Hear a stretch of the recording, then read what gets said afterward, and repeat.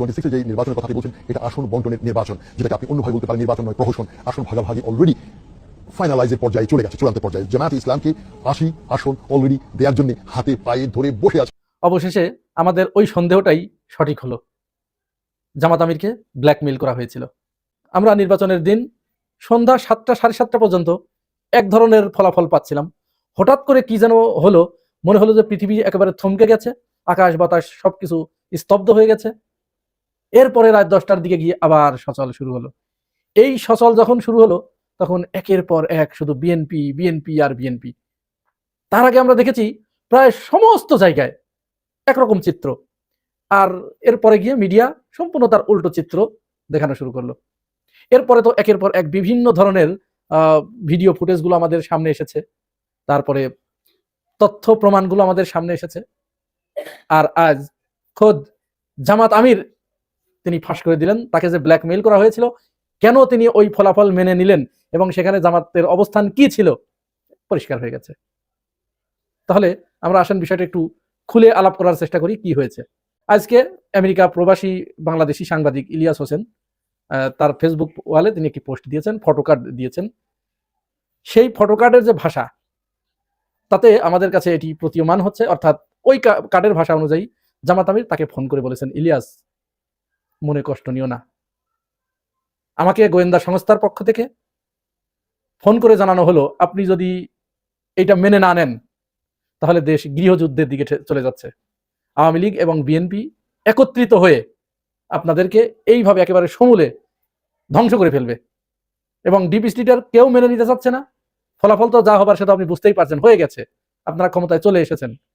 কিন্তু এই অবস্থায় এখন যদি আপনারা এইটা ছেড়ে না দেন তাহলে দেশের এই পরিস্থিতি হবে। বলেন, এমতো অবস্থায় আপনাদের কাছে আমার প্রশ্ন, আমি আপনি হলে কি করতাম? বা জামাত আমিরকে যে কথাটি বলা হলো, জামাত আমির তখন তিনি অন্য কোনো চিন্তা করেন নাই, তিনি ক্ষমতার চিন্তা করেন নাই, তিনি দেশের মানুষের কথা চিন্তা করে, যে এই সবেমাত্র কয়েকদিন আগে একটা রক্তাক্ত বিপ্লবের মধ্য দিয়ে আমরা যে জায়গায় এসে দাঁড়িয়েছি, আমাদের হাজার হাজার পঙ্গুত্ব বরণ করেছে, আমাদের কয়েক হাজার সন্তান জীবন দিয়েছে। এখন যদি এই ক্ষমতার কারণে, গদির কারণে আমি আমার সন্তানদেরকে, সন্তান তুল্য আমার এই ছেলে মেয়েদেরকে আবার যদি মৃত্যুর দিকে ঠেলে দেই, তাহলে এটি দরকার নেই, আমার ক্ষমতা দরকার নেই। আমি এই বিষয়টি, আপনারা আমার ভিডিও আগে যারা দেখেছেন, আগের ভিডিওটি, আমি সেখানে এই কথাটি বলেছি যে জামাত আমির যে সাংবাদিক সম্মেলন করলেন রাত 9টা 10টার দিকে, এই সাংবাদিক সম্মেলনে তার যে মুখাবয়ব ছিল এটি খুব বেশি স্বাভাবিক ছিল না। উদ্বেগ, উৎকণ্ঠা এবং ভয়ের একটা চিহ্ন তার মুখের ভিতরে আমরা দেখতে পেয়েছি। তখনই আমাদের কাছে মনে হচ্ছিল যে সামথিং রং, কোনো কিছু হয়েছে, নিশ্চয় এর পিছনে কোনো ঘটনা ঘটেছে, না হলে এমনটি হবার কথা নয়। তিনি একেবারে কোনো কথা না বলে মেনে নিলেন, নীরবে মেনে নিলেন। এমনকি বিরোধী দল হলে কমপক্ষে তো একটু আস্ফালন করে, একটু হুঙ্কার হুম্বি তম্বি এগুলো করে, তিনি তাও করলেন না, এইভাবে একেবারে নীরবে মেনে নিলেন। তার মানে অবশ্যই এখানে কোনো কিছু ঘটেছে, সেটি আজকে প্রমাণিত হলো। তিনি বলেছেন, আমরা আসলে এগুলো তো চাপা থাকে না, কারণ বাংলাদেশের মানুষ আমরা দেখেছি এই নির্বাচনের আগে জামাত ইসলামকে যেভাবে গ্রহণ করেছে, মানুষ ট্রেনে, লঞ্চে, স্টিমারে, ট্রেনের ছাদে করে বাড়ি গেছে, আর দাঁড়িপাল্লার স্লোগান দিতে দিতে বাড়ি গেছে, মিছিল করতে করতে বাড়ি গেছে। শোবিজের তারকা থেকে শুরু করে, টিকটকার থেকে শুরু করে, যারা পোশাক পরতে চায় না, পোশাক পরা, পোশাক না পরা, প্রত্যেকেই জামাতের পক্ষে তারা উঠে পড়ে লেগেছিল। তারা একটা ব্যবস্থাকে, একটা সিস্টেমকে, দীর্ঘদিন ধরে চলে আসা একটা সিস্টেমকে ভেঙে চুরে নতুন একটা বাংলাদেশ গড়ার জন্য তারা জামাতকে বেছে দিয়েছিল। এছাড়া তাদের আর হাতে কোনো অপশন ছিল না। সেই মানুষের আশা আকাঙ্ক্ষা এইভাবে কেড়ে নেওয়া হয়েছে ব্ল্যাকমেইল করে। এখন এখানে আমাদের একটু কষ্ট হতে পারে, একটু রাগ হতে পারে যে কেন জামাত আমির এই কাজটি করলেন। তিনি ডাক দিতেন, তিনি বলতেন, আমরা ঝাঁপিয়ে পড়তাম, আবার প্রয়োজনে রক্ত দিতাম। হ্যাঁ, এটি আমাদের আবেগ থেকে বলা খুবই সহজ, এটি আমার কাছেও এটি মনে হচ্ছে। কিন্তু বৃহত্তর দৃষ্টিতে যদি চিন্তা করি, তাহলে চিন্তা করুন তো জামাত আমির এখানে কত বড় বীরত্বের এবং মহত্বের পরিচয় দিয়েছেন। তার কাছে ক্ষমতা কিছু নয়। আর অপরদিকে আমরা যারা বাংলাদেশের মানুষকে নিয়ে রাজনীতি করতে চায়, তাদের কি চরিত্র দেখলাম? আমরা দেখেছি ক্ষমতার জন্য আওয়ামী লীগের চরিত্র আমরা দেখেছি, তারা মানুষ হত্যা করতেও বিন্দুমাত্র দ্বিধা করে নেই। বাংলাদেশের, তাদের নিজ দেশের মানুষের বুকে গুলি চালাতে, পাখির মতো গুলি চালাতেও তারা দ্বিধা করে নেই। আবার ঠিক আরেকটি দল, তারাও এ ব্যাপারে বিন্দুমাত্র কার্পণ্য করে নেই, শুধুমাত্র ক্ষমতার কারণে তারা এইভাবে ব্ল্যাকমেইল করলো একটা দলকে। তাহলে তারা এদেশের মানুষের কি সেবা করবে? শুরু থেকেই তো আমরা দেখতে পাচ্ছি একের পর এক বিভিন্ন জায়গা থেকে চাঁদাবাজির নতুন সংজ্ঞা, ভাষা নিয়ে একটা শয়তানি শুরু করেছে প্রথম আলো গং। ঢাকা বিশ্ববিদ্যালয়ের এক ডাক্তার, কি নাম যেন, তরিক মঞ্জুর। তরিক মঞ্জুর, তাকে আর তরিক মঞ্জুর বলে ডাকা যাবে না, তার নাম হচ্ছে তরিক মানে পথ, আর মঞ্জুর মানে অনুমোদিত। তাহলে তাকে অনুমোদিত পথ এই নামে আমরা ডাকবো, তাকে আর তরিক মঞ্জুর বলে আপনারা কেউ ডাকবেন না। এই কাজটি করেছে প্রথম আলো। প্রথম আলোকে মতিউর রহমান, মতিউর শব্দের বাংলা হচ্ছে আজ্ঞাবহ। তাহলে এই অনুমোদিত পথ আর আজ্ঞাবহরা এই ইনকিলাব, জিন্দাবাদ, আজাদি, এই শব্দগুলো তাদের বুকে কাঁপন ধরিয়ে দিয়েছে। এই শব্দগুলো নিয়ে তাদের ব্যাপক ভয়।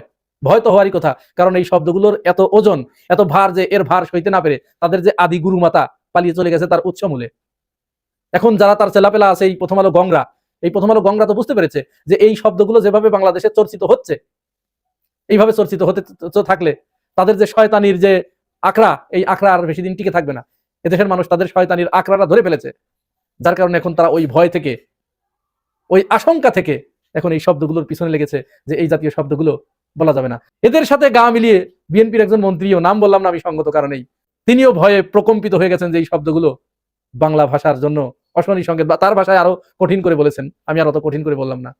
একদিকে শব্দের ভয় পাচ্ছেন, অন্যদিকে একটা রাজনৈতিক দলকে ব্ল্যাকমেইল করে বাংলাদেশের মানুষ যাদেরকে মনোনীত করেছে, যাদেরকে নির্বাচিত করেছে, তাদেরকে ব্ল্যাকমেইল করে এই যে ক্ষমতা দখল করা।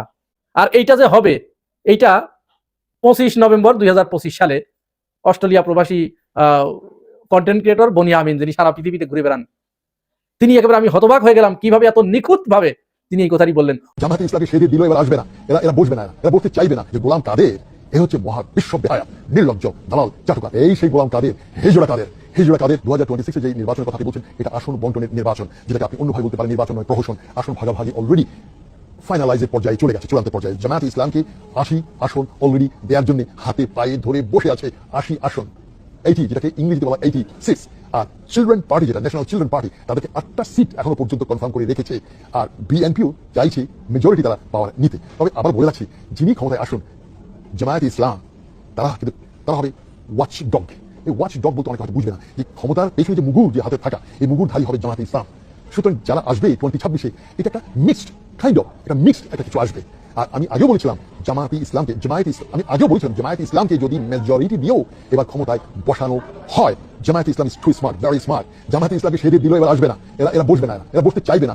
বাট 2028-এ জামাতকে পায়ে ধরে সেধেই তাকে দিতে হবে। কারণ এই যে ট্রানজিশনাল পিরিয়ড, এই যে 2026 এবং 2028, এই 2 বছরের যে মাঝখানে যে ট্রানজিশন, যে সরকার আসবে, সেই সরকার তার কাঁধে কিছু কলঙ্ক, কিছু দায়ভার, কিছু ব্যর্থতা নিয়েই তারা বিদায় হবে। তারপর হবে আসল নির্বাচন। বনিয়ামিন এই কথাগুলো কবে বলেছে? 25 নভেম্বর 2025 সালে। এত নিখুঁত ভবিষ্যৎবাণী এটি করা সম্ভব নয় যদি ওই তথ্য, ইনফরমেশন যদি না থেকে থাকে। ঠিক তারই পুনরাবৃত্তি আমরা দেখলাম আজ জামাত আমিরের কথার মাধ্যমে, বা ইলিয়াস হোসেনের ওই ফেসবুক পোস্টের মাধ্যমে আমরা জানলাম। এই আশঙ্কা আমরা বারবার করে আসছিলাম এবং আমরা এটি জানতাম। নির্বাচনে যে পরিমাণ জালিয়াতি হয়েছে, যে পরিমাণে ভোট কারচুপি হয়েছে, এটাকে ভোট কারচুপি না, ভোট ডাকাতি। আর সেই ডাকাতির পরেও এরপরে আবার ব্ল্যাকমেইল করে ক্ষমতা। এইটা পৃথিবীর ইতিহাসে এই সরকার, এই নির্বাচন ব্যবস্থা, এই ইলেকশন কমিশন, এটা এমন কালো অধ্যায়ে লেখা থাকবে। আমি সকালের ভিডিওতে বলেছিলাম যে সারা জীবন সরকারি দলকে এই অভিশাপ তাদেরকে বয়ে বেড়াতে হবে। এই অভিশাপ তাদের জীবনেও পিছু ছাড়বে না।